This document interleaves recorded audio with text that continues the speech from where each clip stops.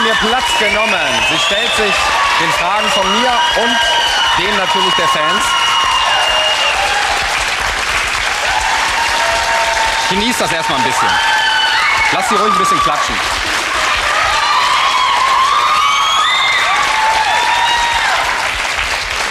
Wir wollen die Zuschauer nicht langweilen.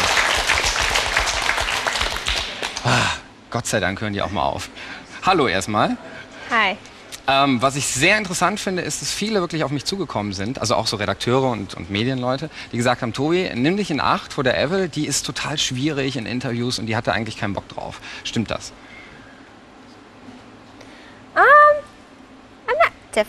Nö, ich bin eigentlich überhaupt nicht schwierig. Interviews zu geben ist jetzt nicht das Tollste und nicht das Lustigste für mich, aber es ist halt so, dass Auftreten für mich das Beste ist. Das gehört halt dazu, Presse und so weiter, gehört halt alles dazu. Ist nicht so schlimm. Du bist ja heute eigentlich nur für die Fans da, also ich übermittle ja nur die Fragen, sozusagen. Haben dich denn mal Journalisten wirklich verarscht, dass du halt so ein bisschen vorsichtig geworden bist? Weil ich habe da mal gehört, irgendwie gab es in Boston mal so eine Geschichte im Radiosender, da sollst du ausgetickt sein und das stimmt überhaupt nicht. Ja, das stimmt. Ich war da bei einem Radiosender und da war ein blödes Foto von mir, das hat mir gar nicht gefallen. Und der DJ hat gesagt, ja, nimm's ruhig ab, kein Problem. Und dann hat er irgendwann jedem erzählt, dass ich da hingegangen bin und gesagt habe, wie sehe ich denn da aus, total scheiße, und dass ich selber runtergerissen hätte, ohne ihn zu fragen. Also der wollte das künstlich aufbauschen, die ganze Geschichte. Ja? Kurt Cobain hat übrigens früher an der Stelle, als die Scheiße über Courtney Love und ihn geschrieben haben, die Journalisten persönlich angerufen und sie beschimpft. Ja? Kann man auch machen. Ja, das stimmt. Ich habe meine echte Geschichte, also wie es wirklich passiert ist, auch auf meiner Website veröffentlicht. Okay, damit hast du es klargestellt. Kommen wir doch mal zum Album. Ja? Das zweite Album. Hat man da Schiss vor, wenn man neue Songs schreibt? Weil das erste war so beschissen erfolgreich, um mal zu sagen. Ja? Schweine erfolgreich, so viele Preise, so viele Millionen Leute haben es gekauft. Steht man da unter Druck? Nö, Angst habe ich eigentlich keine. Ich habe jetzt auch mit dem ersten Album nicht diesen Wahnsinnserfolg erwartet. Ich war ja eine neue Künstlerin, ganz neu am Start. Und ich bin ja nicht mit einer ganzen Band rausgekommen, sondern mehr als Solokünstlerin. Aber ich mache mir da eigentlich jetzt gar nicht so die Gedanken drüber, was das neue Album angeht. Ich bin einfach nur stolz auf das, was ich gemacht habe und was ich immer noch mache, und ich freue mich drauf, wenn es rauskommt. Glaubst du denn, dass jetzt genauso viele das kaufen wie beim ersten, oder ist dir das einfach egal? Nee, ich habe ja schon gesagt, ich mache mir da nicht so die Gedanken drüber. Ich habe den Erfolg nie so erwartet. Ich weiß es nicht. Ich habe keine Ahnung. Und ich mache mir auch keine Sorgen drüber. Also ich konzentriere mich jetzt nicht so auf den Erfolg in der Zukunft. Gibt es denn Druck auch von der Plattenfirma oder so? Weil die Vorgehensweise ist ja, dass die Plattenfirmen alle Kreativität auch zerstören von den Künstlern und sich auch einmischen. Wie war das bei dir? Wie viel durftest du sagen? Nee, eigentlich werde ich nicht so beeinflusst. Die sagen mir eigentlich nicht jetzt bei der Plattenfirma, was ich machen soll. Was meine musikalische Kreativität angeht, habe ich eigentlich die ganze Freiheit, die ich haben will. Die lassen mir die Kontrolle über meine Musik. Also bist du ein kleiner Control-Freak, kann man dann auch sagen. Hier, was die Single angeht, Cover, hast du das selber abgesegnet oder hat die Plattenfirma das ausgesucht?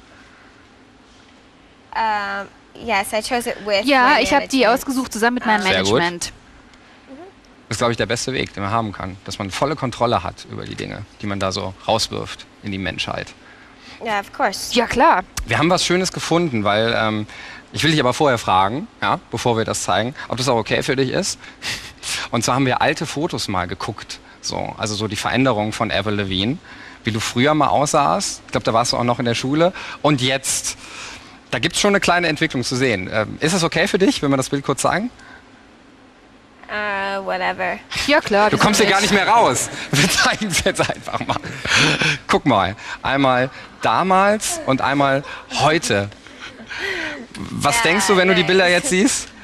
Also kannst du selber drüber lachen oder ist dir das ein bisschen peinlich? Ob mir das Foto gefällt? Ja, meine Haare sind, glaube ich, heute ein bisschen anders. Ich habe auch mal eine Dauerwelle gehabt. Hat meine Mama gemacht. Wann war das? Wie alt warst du da bei diesem Bild? Kannst du dich daran erinnern? Ich glaube, da war ich so 10 oder so. Da kann man das verzeihen. Okay, take it off. Ja, jetzt mal weg damit mit dem Foto. Lass es doch noch ein bisschen da. Nein, wir machen es weg. Weg mit dem Bild. Ja. So, ihr dürft euch natürlich alle Fragen überlegen, die ihr wollt. Ja? Du bist natürlich jetzt noch hier. Die Leute im Studio haben ja auch was Besonderes gemacht. Die sind nicht einfach hier da, das sind wirklich Riesenfans von dir. Ja? Zum Beispiel hier, kann man das mal zeigen? Guck mal, diese Wand, nur mit deinen Bildern und Gemälden. Ich guck mal kurz rüber, warte mal. So. Oder hier so eine eigene Bühne haben die gebastelt. Guck mal, wie findest du das? Ja, habe ich schon gesehen. Sieht klasse aus. Wer hat die gemacht von euch? Hier? Wir waren im Publikum. Ach, guck mal, ganz vorsichtig. Hä? Können wir sie mal zeigen? Komm dann nach vorne. Ja. 2 Schritte. Sehr gut gemacht. Ja, komm her. Du kannst in mein Mikro reinsprechen. Wie lange hast du dran gearbeitet? 2 Tage. 2 Tage hat das gedauert. 2 days. Oh mein Gott. Willst du dir mal die Hand geben, ganz schnell? Nur die Hand geben. Hi. Oh. Dankeschön, bis gleich.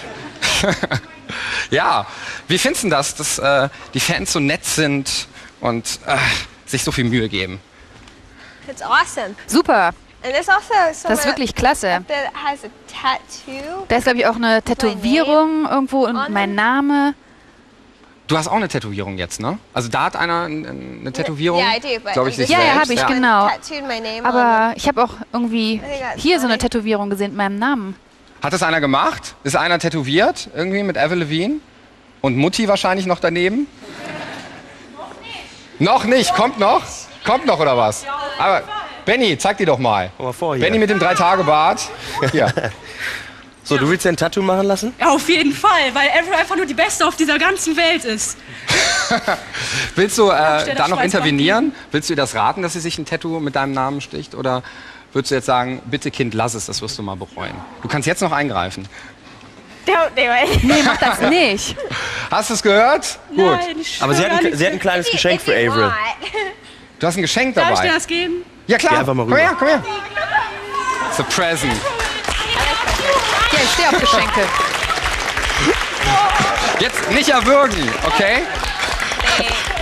Thank you. Vielen Dank. Dankeschön. Tschüss. Du musst dich ein bisschen beschützen, glaube ich. I'm now your security guard.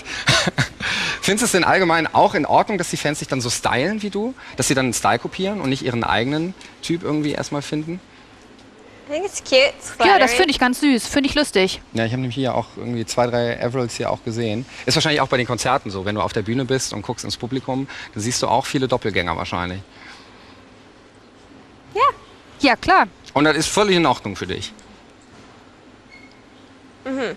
Okay. Ja. Also, dann zeigen wir jetzt mal ganz kurz, und zwar nur ganz kurz, weil es gibt so 2, 3, denen das ein bisschen peinlich sein könnte. Es gibt nämlich nicht nur Leute, die das hier kreiert haben, ja, also so eine schöne Leinwand, so eine Collage, sondern es gibt auch Leute, die haben zum Beispiel auch ein Video gedreht und haben ein Video von dir nachgestellt und denen ist das jetzt hochgradig peinlich. Nein, dürfte euch nicht peinlich sein, ihr habt das gemacht, jetzt steht einfach mal dazu, ja, und Avril wird das jetzt auch mal gucken, ja. Wir haben so einen kleinen Ausschnitt zusammengeschnitten von Leuten, die noch verrückter waren als die Postermaler und ein Video gedreht haben. Bist du bereit dafür? Ja. Ja, klar. Und ab. Is that it? Ja. Hi Viva, mein Name ist Sandra Beutinger und hier ein paar Facts über mich. Habe ich schon die Gemeinsamkeiten mit Avril und mir aufgezählt? Wir haben dieselbe Schuhgröße. Avril ist 1,58, genauso wie ich. Unsere Lieblingsfarben sind schwarz und rot. It's a damn cold night. Trying to figure out this life. Won't you take me by the hand, take me somewhere new? I don't know who you are, but I... Wollen Sie, Ellie, hiermit den heiligen Bund mit Avril Lavigne eingehen? Sie lieben und ehren, ihr treu sein, bis dass der Tod euch brutal auseinanderreißt. Ja, ich will.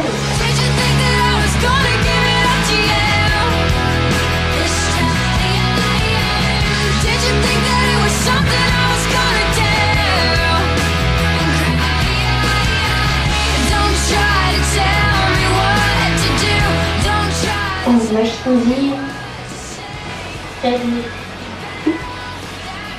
den heiligen Bund mit Avril eingehen. Sie lieben und ehren, ihr treu sein, bis sie einmal nicht mehr sein wird. Ja, ich will.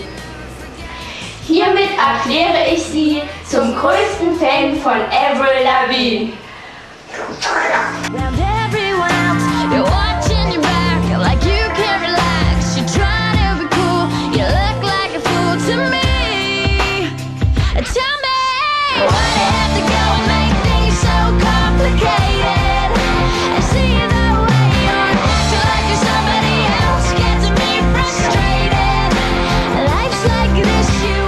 Viva? Meine Welt. Wer hat denn mein Heft da ausgebreitet? Avril ist einfach die Beste. Avril ist einfach das Größte für uns. Das Größte.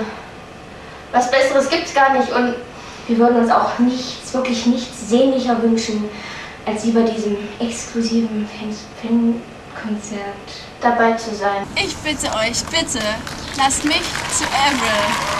Danke, Viva. Ja, das haben die verbrochen, die da stehen. Avril,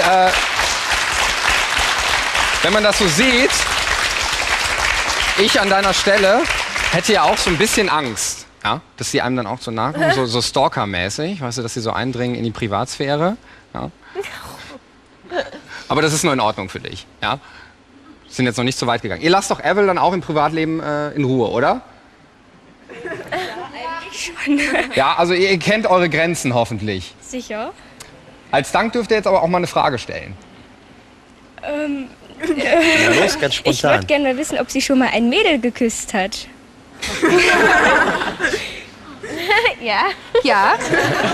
Und jetzt musst du fragen, und wie war's? Nein. Nein, lieber nicht. Pass auf, dann ja? frag ich's. Ja. Und, wie war's? Okay. Schön. So, das war doch mal ein tolles Interview. Dankeschön dafür.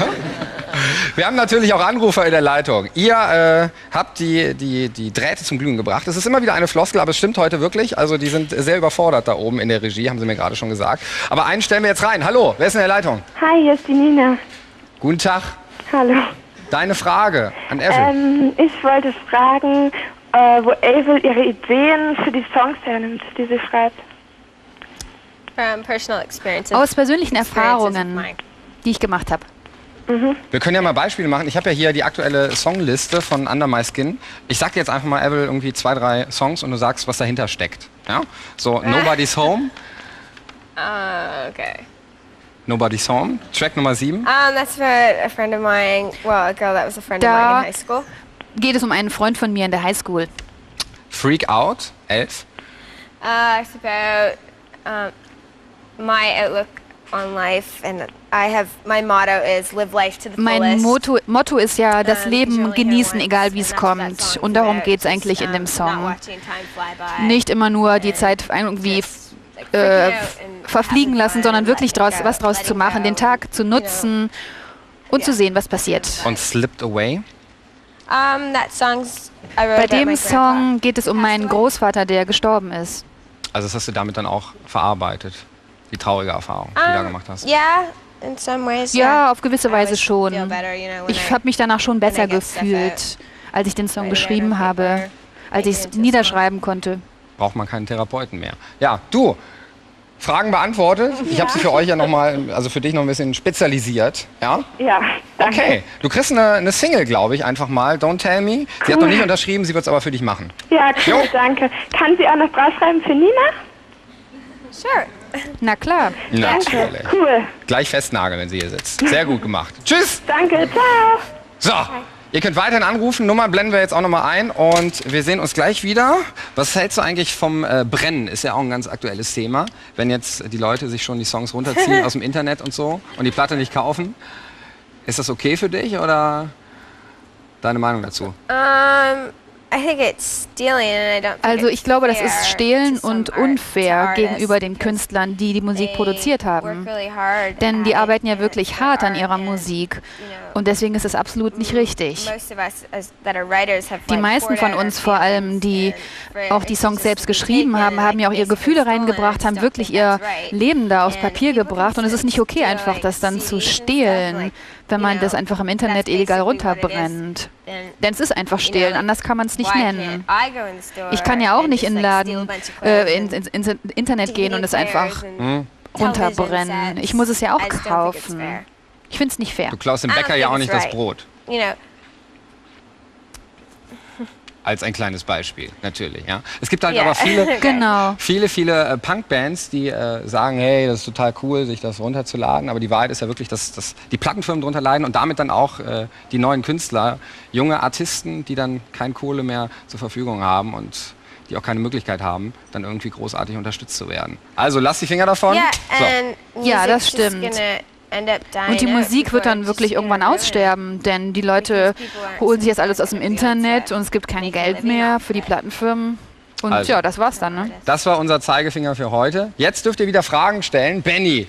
Jo. Du hast einen schönen Bart übrigens. Dankeschön. Ja. Ne? Ich bin auch stolz drauf. Aber darum geht's ja nicht. Also viele E-Mails schon gekommen. Und zwar die erste kam hier von der Lisa und die hat die Frage, in welchen Augenblicken du dir manchmal wünschst, lieber nicht berühmt zu sein. Wehe, du sagst jetzt. When I go shopping. Zum Beispiel, wenn ich einkaufen gehe oder wenn ich essen gehe abends ins Restaurant. Beantwortet, oder? Ja. Hast du noch eine? Ja. Und zwar von der Mojca aus Slowenien. Was dir denn so durch den Kopf geht, wenn du auf der Bühne stehst? Ich bin dann super glücklich und da habe ich immer unheimlich viel Spaß. Das macht mir einen Riesenspaß, auf der Bühne zu stehen. Das ist klasse. Das Beste überhaupt. No? Auch beantwortet. Einen haben wir noch, komm. Einen haben wir noch, okay. Und zwar fragt die Anne, möchte gerne wissen von Avril, ob sie an Gott glaubt. Ja, ich glaube an Gott. Gehst du denn dann auch mal in die Kirche? Muss man dann natürlich fragen. No. Nee, in die Kirche gehe ich nicht. Also nicht in die Institution Kirche, sondern an Gott selber. No, I went to church. Ja, ich bin früher mal zur Kirche gegangen, regelmäßig, eigentlich sonntags. Weil meine Mama das halt gerne wollte. Also, bleibt dran, dann beten wir gleich den Rosenkranz. So, und ich will auch gar nicht mehr viel labern, sondern wir lassen gleich die nächsten Anrufer rein. Hallo. Hallo. Wer bist denn du? Josephine. Josephine? Genau. Deine Frage an Avril. Ich würde gerne wissen, was sie selbst gern für Musik hört.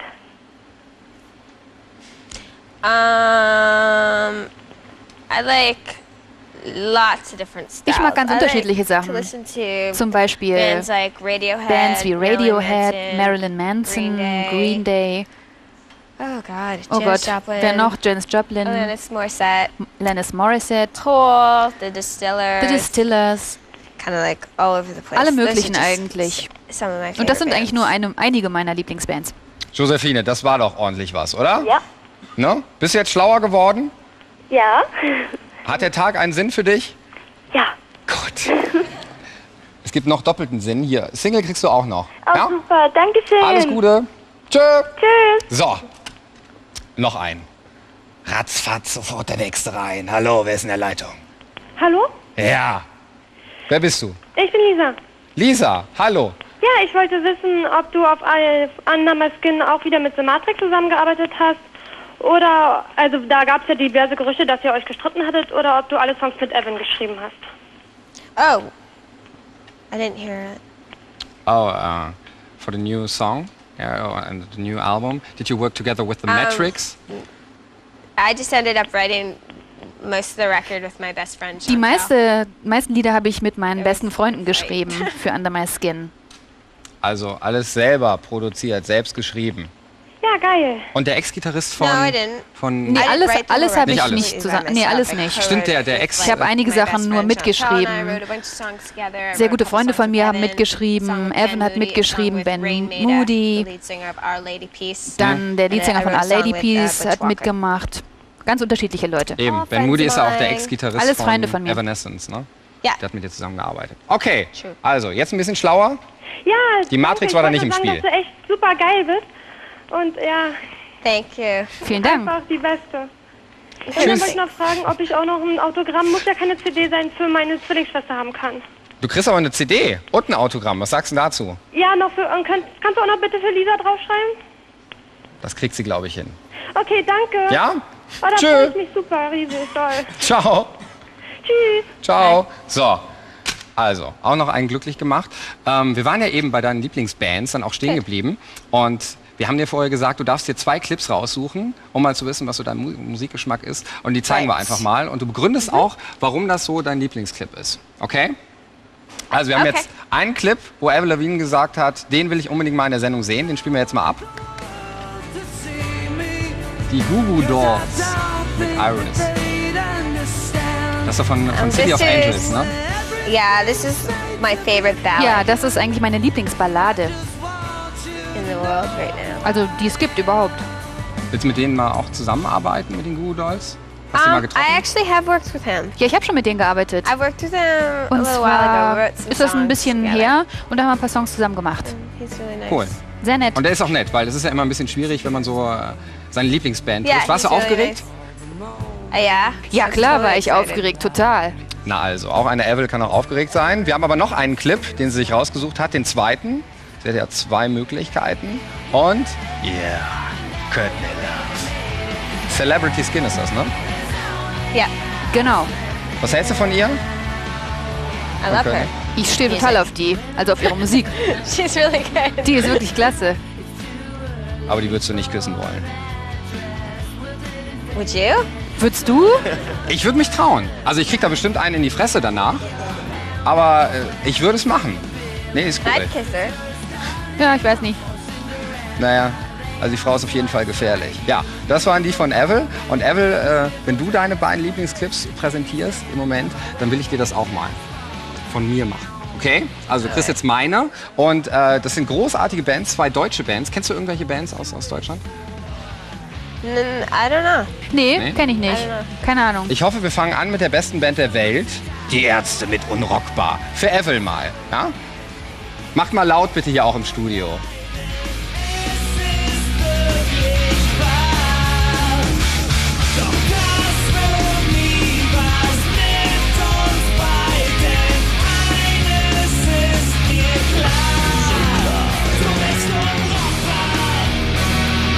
Yeah. It's called Die Ärzte, The Doctors.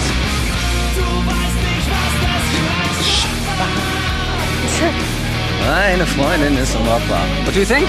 Ist okay? Ja. Mehr will sie dann noch nicht sagen.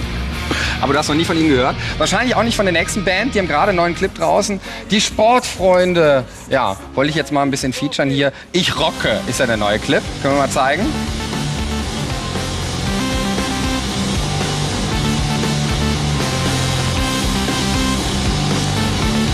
Schön, dass ihr eine Stelle rausgesucht habt, wo sie nicht singen.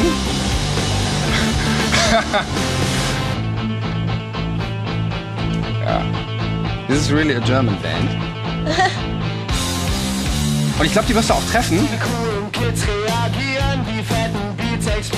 Oh yeah, because we're coming back to play. Ja, genau. Wir kommen ja zu ein paar Festivals nach Deutschland. Genau. Und da spielen sie auch. Ich glaube, Rock am Ring, Rock im Park sind die Sportfreunde auf jeden Fall auch dabei. Ja?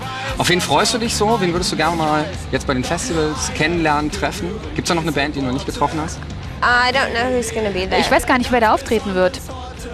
Wir werden die Songlist, Benny, ja, Rock am Ring, das komplette Line-Up bitte rausfinden für den nächsten Take. Ja? Alles klar. Hast du vorhin noch eine Frage? Ja, klar. Können wir hier gleich. Sekunde. Moment, jetzt geht erst das Internet auf. Welche Charaktereigenschaften? Ja, nö, ist es schon in Ordnung. Mit so einem Bart kann man auch mal überrascht werden. Welche Charaktereigenschaften sollte dein zukünftiger Partner haben? Gibt es irgendwas, was du besonders an Menschen magst?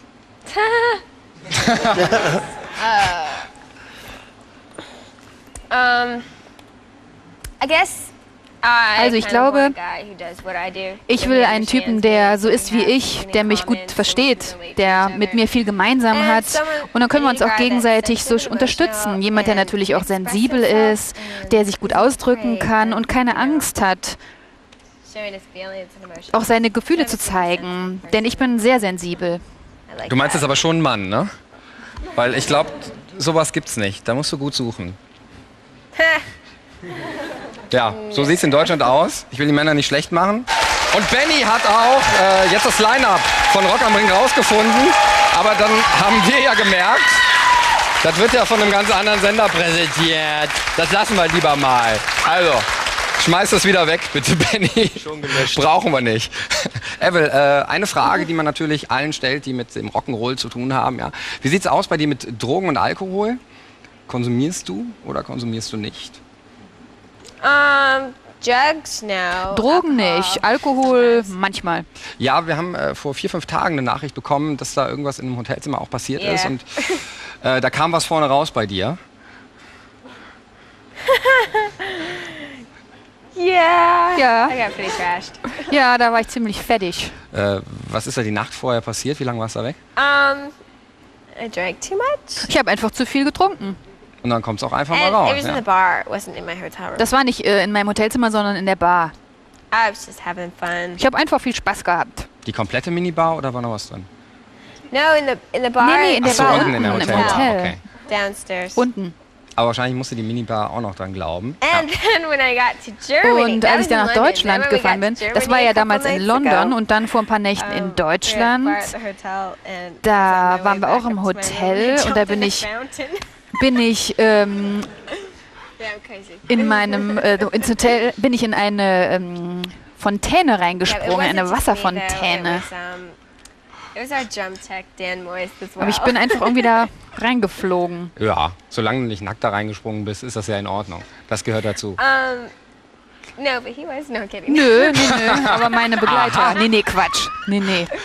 Bevor das jetzt zu hart wird hier, wir sind ja noch, wo sind wir noch? Nachmittags, ne? Gerade, ist ja noch nicht Abend, scheiße. Ja. Darf man eigentlich Alkohol trinken um diese Uhrzeit? Ja? Hast du eine Bestellung? Was willst du trinken? You want a drink? An alcoholic drink hier? Ja. Weil in Amerika darf man ja nichts trinken. In Deutschland? You want a Kölsch? It's a German beer here, Cologne here. It's really nice. Ja klar, warum nicht? Ein Kölsch bitte für Avril Lavigne. Ja, kann da mal einer losrennen? Schnell, kleiner Applaus für den Mann, der da gerade losrennt, ja?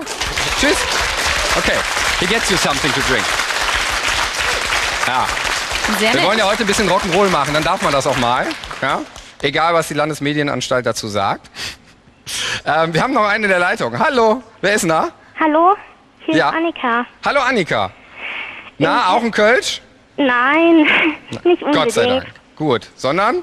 Eine Frage an Avril. Das können wir auch machen, bitte. Also, ich wollte wissen, was sie für Zukunftspläne hat und ob wir in so in 10, 15 Jahren noch mit Avril ihre Musik rechnen können.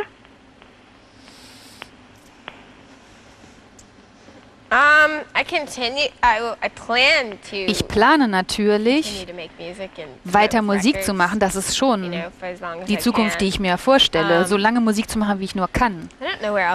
Aber wo ich jetzt in 10 Jahren stehe, das weiß ich noch nicht. Da bin ich ja schon über 30. Da bin ich vielleicht verheiratet und habe noch ein paar weitere Platten rausgebracht. Ich weiß es nicht. Aber ich werde auf jeden Fall weiter noch Musik machen. Denn das ist für mich das Beste. Wirst du in 10 Jahren Kinder haben? Vielleicht. Kann sein. Weiß man nicht. Reicht das? Annika? Ja, das reicht schon. Aber wenn ich noch ein Autogramm von Avril kriegen könnte? Das kriegst du sowieso. Das kriegst du. Okay? Okay. Ich zwinge sie gleich dazu. Das macht sie schon. Tschüss. Tschüss. So, Benny, jetzt darfst du noch mal. Ja, noch ein paar Fragen aus dem Publikum. Fangen wir mal mit der Dame an, die von weitesten herkommt, nämlich aus der Schweiz. Nein. Oh, toll. Genau. Schweiz ist ja jetzt auch in der Europäischen Union, shake your hand, I can come. Ja. Oh, kann ich dir mal die Hand schütteln? Jetzt geht das schon wieder los. Aber nur die Hand. Hi. Nice to meet you. Thank you. Schön, dich kennenzulernen. Hello, nice to meet you. Your question, please. Yeah. I will ask you what you think about cannabis. Was hältst du denn von Hanf? 19 years old. Du bist ja jetzt 19 you have to smoke it, und rauchst du das auch? Hast du schon mal versucht? You have to make the flash with cannabis. Vielleicht solltest du es mal versuchen. You kiff? Ja, danke für deine Frage erstmal. Ja. Kleiner Applaus für die Dame. Hab ich noch nie gemacht. Nein, macht sie natürlich nicht. Wie kommst du denn da drauf? Sie trinkt gleich einen Kölsch und damit hat sich das, ja? Sind das wieder für intime Fragen? Toll, Benny. Hast du noch einen? Ja, jetzt hast du allerdings mal nicht geklappt, aber wir machen das immer so. Kriegst du? Krieg ich schon. Ach so, komm, super, danke. So. Hi, Avril. Ja, wir haben ja vorhin schon das Thema angeschnitten, Tattoo, und ich möchte gerne wissen, wie es dazu gekommen ist. Und ob ich es vielleicht mal sehen darf. Yeah, I got my tattoo. Ja, meine Tätowierung, die habe ich mir machen lassen, als ich in L.A. war und meine Platte aufgenommen habe. Ben Moody und ich, wir waren da zusammen, haben gearbeitet und da sind wir auf die Idee gekommen. Hier ist es. Mal zeigen. Okay. Das ist ein Stern. Du kennst es aber, ich habe auch gute Kumpels, die fangen mit einem Stern an und haben den ganzen Arm voll. Kommt da jetzt noch mehr? Oder noch nicht süchtig geworden nach den Tattoos? Hast du denn eins? Ja. Nein, ich will das nicht zeigen. Ich habe das schon mal gezeigt. Mir ist das ganz... Nein, hör auf. Wo ist es denn? Nein. Wo denn? Zeig mal. It's quite boring. It's here. It's nothing special. Zeig doch mal. It's really nothing special. Ja, wir wollen das sehen, oder? Alle.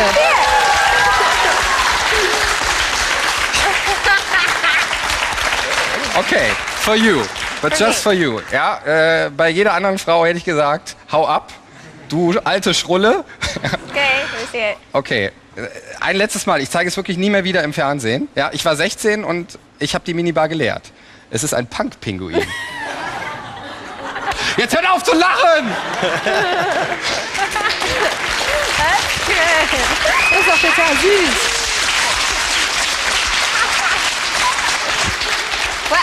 Ich hasse euch, ich hasse dich, ich hasse euch alle. So. Warum hast du nicht noch einen Hund auf die andere Seite? Oder ein Delfin oder eine Rose oder so ein Arschgeweih hier hinten, weißt du, das kommt noch. So, ich will eine Unterbrechung haben und ich will mein Bier, sonst mache ich nicht weiter, bis gleich. Avril Lavigne gleich wieder on stage.